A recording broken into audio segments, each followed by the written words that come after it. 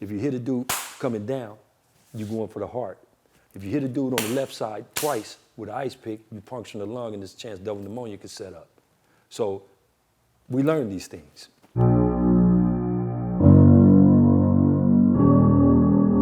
My story goes, I was incarcerated for a murder in the 11th grade. Oh, tell us about that. Well, you know, I unfortunately caught a murder and a robbery. I rode for a guy, and I had a CYA commitment in California. Well, you wanted to go into the story? I know you don't say no names, but like, what the story was? Well, basically a dude was popping off. He was a blood, and he lost his life for popping off. Oh, and you took something or? You know, so you know, he was like, you know, I'm gonna do this to you. I'm gonna knock you out, and he politely got he got knocked out of this world forever. Okay. And so I was incarcerated for it. And so you're 16? I'm in 11th grade. So 16? I'm 17, yeah. At that time, I had a scholarship to go to any college in the United States. Oh, as what? Academics. Oh, academic scholarship, yeah. Not a sports. Oh, wow. And I just passed, I scored the highest on the aptitude test that day for the armed services. And so. It's funny, I got a similar story myself. So it was like, basically I was locked up. When mom and dad came down for that, so you're not just a kid who's got a murder case, you are, a young black male with a full scholarship, academic. That's very rare. Like, right. They had to really have felt like bad. Well, my father already knew I was in the streets. My mother. Well, being in the streets and killing people is two different levels. But my father was already hearing my name. Okay. So he was like, you know, boy, what do you know, and, you know, he already knew I carried firearms and he knew I was with the business. My mother, it was like, it was different with us. Our generation our parents weren't scared of us and they all knew us by our first and last names. They'd say, that's little Brian right there. When people like Tony Alder, because my mother lived in Inglewood, Raymond neighborhood. She lived in Inglewood for years. I grew up in Compton. So, but those aren't too far or not walking distance. Not walking distance, but the bus, we always called the RTDs then, called them the rough, tough, and dangerous. But my mother would be like, Tony, unbutton that, because we used to be teed up, unbutton that top button, take that hairnet off, tuck that bandana. If you came in her house, if you came in her house, take that gang stuff off. Yeah, and it was what it was. So they knew us as the boys that grew up together, not necessarily like it is today. Some dude from LA come to Compton because he met you and he got put on the set. Yeah, everybody had foundation. Yeah, everybody had ties. Yeah. You know, they had family structure. So anyway, long story short, my mother was like, I don't want to talk about it. She was like, you know, this big ass elephant in the room, he's coming in my house. I didn't call him with guns. I didn't call him with bullets when he comes in my house. Oh, leading up to this. Leading up to this. She was ignoring it. She was being willfully ignorant. Right. Willfully blind. Yeah. Where Pops was like, everything you doing, I did. I just didn't get caught. But he probably wasn't, he might have thought, you were probably getting a little more extreme than he did. So it became they didn't think you were that, they couldn't have thought you were, when it was a murder, they had to have still been shot. Well, yeah, they were, because they came to juvenile hall, I was in the box, the hole, and my father was like, did you kill that boy? And I looked at him, and then my mother said, did you kill that boy? And I said, do you want the truth? And my father said, look at him over there. He's snitching to his mom about my co-defendant. He over there reading the Bible and telling her the whole thing. You know, we're in the box about co-defendant. They found God. Oh, this is after going to the police station. Yeah, we're at juvenile hall. So at that time, when you caught a murder and you went to juvenile hall, they put you in the hole for 7 days. It's called the box. Did the police, were they allowed to question you? They questioned me, but I didn't make any statements. I had no sense. Did you have a parent or lawyer present? No. So that was kind of. But my thing was, you know, my name is Brian Berkeley. I'm a juvenile. Send me to LP, Los Patrinas. That's all I said. Who trained you to do that?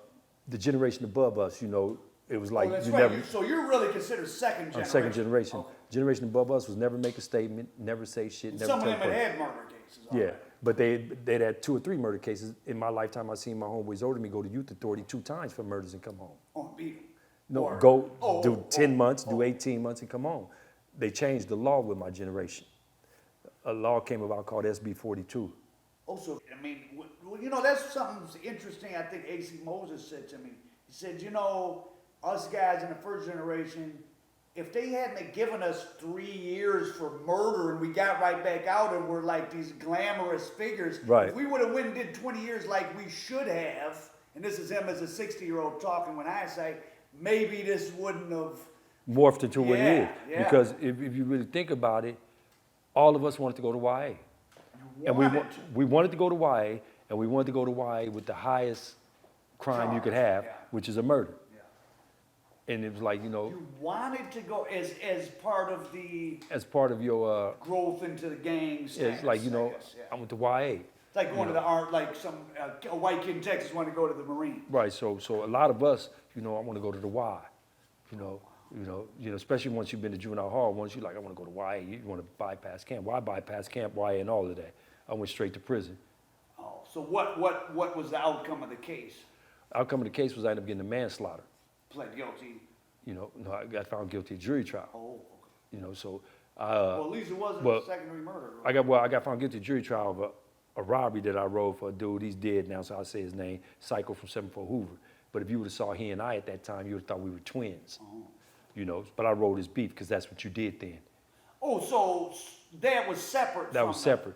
I was already incarcerated for one thing, and then they came and hit me with another. Oh, and you kind of volunteered. Oh, I just went that on. was just a stick-up. Yeah, I just went on and took his beef because it didn't matter because I. Yeah, well, no, people do. Well, if you're already hit, I mean, people I was already hit. They'll eat somebody's cake. And so, Melly Mel, the hood postman, he's read my paperwork. I had a CYA commitment for a 187 for a murder. I had a California Youth Authority commitment for a murder. And what was your sentence on that? It could have been YA. I could have got out at 21. I could have got out at 25. I could have got out at 19. But the longest they can take you is 25. 25. How do they house the age groups together there? I mean, they ain't housing 25-year-olds with 15-year-olds. No, I think I'm not sure about the Youth Authority structure, but I think if you're under 21, you'll be housed with people under 21. And if you're older, I don't know. I've never been to YA. Oh, you didn't stay in YA. So I think, what is it, 14 to 18-year-olds housed together? 17-year-olds? Yeah, like that, 14, 18-year-olds and 18. You were 17 and you got a YA commitment. They sent me to prison on the air. So you shouldn't have went to state prison. Right, so when I got to state prison, they had me sitting in Chino. They gave me my C number, C49623. And I'm just sitting there, and they finally caught the judge, Judge Fredericks of Torrance Court. And he said, where's he at? Well, he's already in prison, keep him. And that's how I ended up in prison in 11th grade. Oh, and you're not a big guy now. I was 5'7".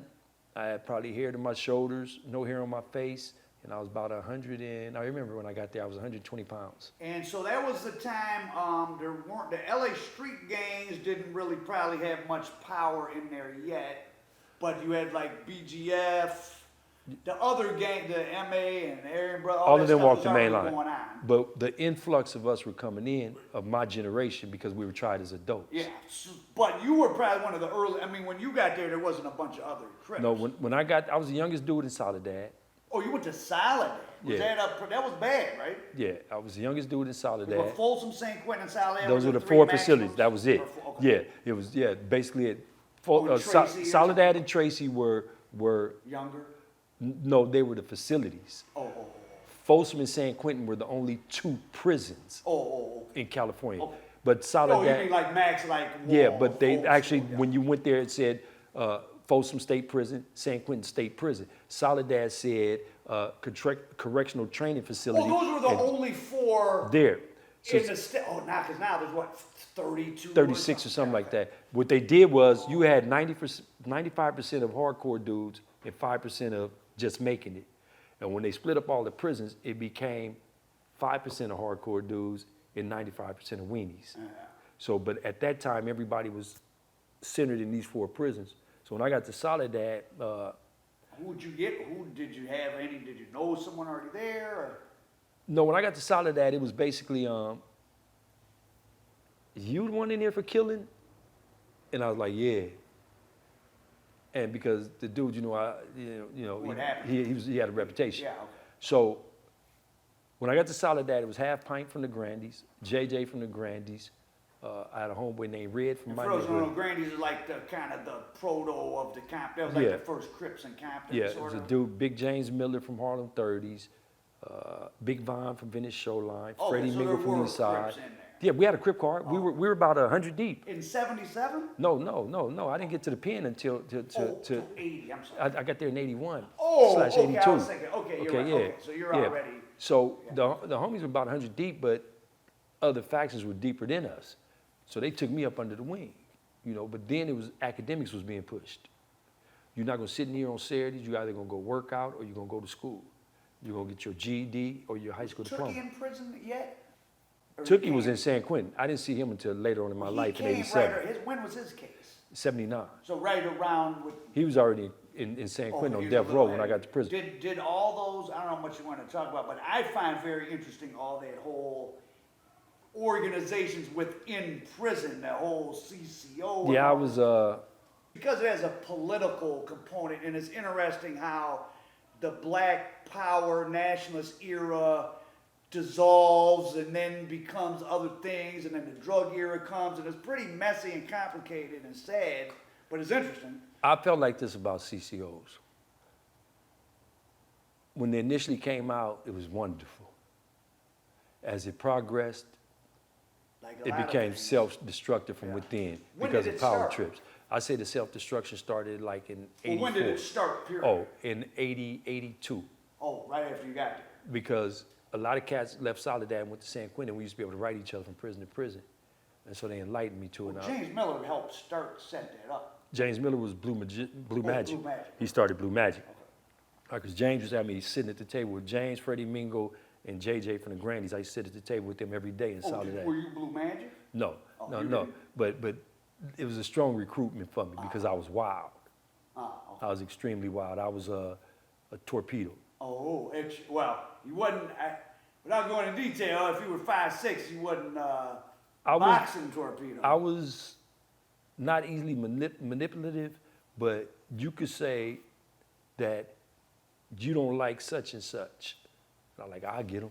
If you my friend, I can, yeah, okay. And so you had to So be a that's homie. a My form first of- 3 years in prison, I didn't talk to nobody in prison unless you were a Crip or a Northanger.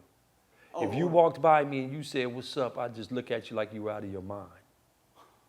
Why no change? You already had an official alliance? In with my them, or- building, and we had Or an you alliance just with them. happened to like some of them? In my building, no Crips and Northangers had an alliance then, you know, and they were the only people that we interacted Even with. though it's from a different part of the state, so there were no social ties Well, from the back world. then, it used to be like this. The Mexican mafia can get into it with, let's just say, the Bakersfield card. All the rest of the blacks are back up. That's between the Bakersfield card and the Mexican mafia. It wasn't a racial Bakersfield thing. blacks. Yeah, it could be any. Yeah, Oh. it wasn't a racial thing Oh, then. Oh, the Bakersfield might be Bakersfield Mexicans and blacks. Or no, it might be no. It would have to be just say the Bakersfield blacks. Okay, Bakersfield. It wasn't racial then. Yeah, okay. It wasn't racial. It was just those two gangs are going at it with each other. But one group of blacks from one small city against La M is not. Yeah, but I'm realistic. just I'm just showing a hypothetical of how it was then. You know, it would be like the ABs into it with the brothers from Fresno. Okay, the ABs into it with the brothers from Fresno. got nothing to do with Got nothing to do with us Crips. Yeah. So my first 3 years literally in prison, if you weren't a Crip, I didn't talk to you. So it was like that's our own race basically of people like Yeah, this. and You as ain't far as Crip, you don't Northangers, count, or- Northangers were our allies. Yeah. So, and I liked the way they vibed because they acted more like brothers. So in my building, G-Wing, it was a Northanger stronghold. There was about 40 of them in my building. So I used to go in the back of the building. They used to have that KJ, which is a form of PCP, and he's like, here, little dog. And I'm like, yeah, good look. Because I like to shun. Were the Blood and Crip, but it wasn't like now where like all the blacks that stick together. I No, mean, it was no. Blood and Crip. We had a thing, you can't flag, you can't wear no red sweatshirts because you had colors then. Oh. You know, you can wear colors, you can get them in your packages and whatever not. And so we told them, and anytime they wore it, we'd take off on them. Now, and I got to give props to Itty Bitty from Luders Park, Bonnie Hunter. But it was still a ratio. It was still like 4 or 5 Crips to 1 Blood. Or something. Yeah, but when I was in Soledad, the Bloods, they handled their business. They got They on. had the first day that UBN thing. That wasn't out yet. Okay, but that got pretty. But that was associated with drug money. Yeah, so that was a whole different. Yeah. That didn't come out until like '84 or something like that. But the Bloods in Soledad, Itty Bitty from Luders Park, I think Bonnie Hunter Red, and a few more Bloods. They held their own when Killer from 107 Hoover and the homies rushed them in F-Wing, got rid of them. You know, because it was just like, you know, we were gangbanging, you know. So It wasn't the unification that it is But now. but then you still had the BGF or John. Yeah, but we didn't like them. But I was gonna say I know from watching you guys interviews in the mid-70s as LA gang members first came in, those guys were like, "What do you mean you're on the street calling each other Bloods and Crips and killing each other?" So they were kind of aggressive towards Crips. Well, the thing was, this is how we really clashed. Once you became a BGF, you disavowed anything prior to being a BGF. So Bloods used to come to prison and become a BGF for protection. So now he's not green lighted because he's a BGF. But if he was just a Blood out there, we can get him. So now we have to respect the structure of the BGFs. So that became the clash, and then BGFs were predominantly Northern California blacks. And Southern California Bloods, or a few, not Just a few, not that many. Most of the Bloods held just toughed it out. Yeah, they toughed it out until like '84. Then they started getting strongholds. But so BGFs, I had always had a distaste for them. When I first initiated the prison system, they were always stony faced, glasses on. They had a strong military regime structure, but it was like, They kind of looked down on you. They looked down upon us because they called themselves revolutionaries and they called us reactionaries. But like Joe Rackett was saying, by the time 1980 rolls around, they were doing the very things they had preached again, using drugs, extorting, and so on and so on and so on. Yeah, and they, when the war initially started, we had to pick up the ass end of the war and take it over, where it didn't become their war now. It became our war, with us as the dominant factor, because you got, with them. yeah, because you got Los Angeles County gang members. So warfare was second nature to us. That's what you were doing, But yeah, so BGFs, I never did like them at that time in my life. Then eventually in the 90s when I was in Folsom, I became tight with cats. Yeah. So tell us about, you unfortunately got another, was this first trip to prisons when you got to homicide? Yeah, No? Okay. so I'm in the joint, they kick off, and somebody, another coach ended up losing their life. Was it a spontaneous, No, it was organized. It was structured. So was it a riot or was it a one-off? yeah, it became a riot. It became a escalated. riot, It escalated. But your incident sparked it. Yeah, well, it had already sparked, but it was like, get your man. So anyway, the cat lost his life. Everybody got away with it. It was a participant. Oh. And then a guy pillow talked. This is why I despise guys who mess with men. He pillow talked to him. In prison. Yeah, he pillow talked to a man. So he's bragging to his jailhouse boy pussy about what he did. Yeah, no, he wasn't even involved. Or what somebody else knows. Yeah, so I know the guys who did that. So the thing went and told the people, and we got gaffled. And So were you charged with first degree murder initially? no, they just another manslaughter. Oh, okay. So Did they add time? it murphed. So in a way you weren't even punished, No, and yet now your prison status is probably. so now Very- I was already known as what they call a hitter, a But torpedo. that probably really took you over the top. Yeah, but prior to that, I had things that were up under my belt, so they say. So it was like this little bastard. That's what they used to say. This little bastard right here, But so I ended up in So gladiator school. You were young, so you were pretty. Did you have to go along with the fear you might have instilled? Were you old enough yet to have turned that into any influence, or Well, not really? When I was 19, a lot of older homies were salty about who I was able to sit with, who I was able to run with, but they were What you had done. but they were fearful of me because I was known as a hitter, as a torpedo. So it got to the point where, I'd already had probably about 10, 11 hits under my belt in prison. Which, just for those people to understand, the word hit, they might have seen a mob movie that means death. Hit No, in prison just means somebody stabbing somebody. Yeah, okay. So it was like, So we're clear, he's not somebody killed. I'm not talking about killers, I'm talking about just stabbing dudes. Though, so occasionally, not saying any of yours No. ended up as death, But- but sometimes Right. some stabbings were death. A lot of times I was the go-to dude of cleaning up the car. Oh, getting rid of a Yeah, problem. but see, then you have to understand, we studied the anatomy. And that was learned, did you pick it up from the Martinos, or you don't know? Or Well, BGF or when something? I remember when I got to prison, Freddie Mingle gave me my first knife. He gave me what's called a Christmas tree. It was this long, and it had, Oh, serrated edges or whatever? yeah, and he said, here, homie. Where the hell did that come from? He made it with a blowtorch. He was a plumber. So he came up to my cell So and made it for that'll me. go in somebody and like. Yeah, rip so 'em up. he gave me that, and then when he slid me that, Were you guys not getting cell searches or? who cares? Better get caught with it than without it. You better get caught with it, or we're gonna fuck you up. How pro were at those maximum security prisons at that time? Because there was a brewing war of Mexican mafia. How, looking back, not as a quote unquote criminal or gang member, like just say your adult mind as a neutral party, were the jail guards doing a very good job, or were they leading? Would you have to strategically place yourself in the cell? Because by the time he searched that first tier, that second tier, he wants to go home. Oh, okay. So if you're in 342 and you have a TV and it has 11 knives in it that you're holding for the homies, and we switched it off, alternated every month. That's what we used to do in Soledad. It's your month to hold this TV. It's your month to hold this TV like that. So by the time he gets up to cell 342, he's tired. You gotta see him now. So you got by. Or it's different ways you could have got by. So when they slid me my first burner, then James Miller, like, you know the body? I'm like, what you talking about? And You know all the these body? are old, at this point, the prisons are all those old prisons. Yeah. It's old school cell Everything's old school, doors. the racket doors, the whole Probably nine. easy- When I got Soledad, we had keys to blind ourselves. spots. We had keys to ourselves when I You got had your Soledad. own key. Yeah. Oh, wow. So the James Miller made sure I got the anatomy. So when I hit dudes, I knew it was like this. If you hit a dude in the shoulder, you go up and pull out. You get rid of him.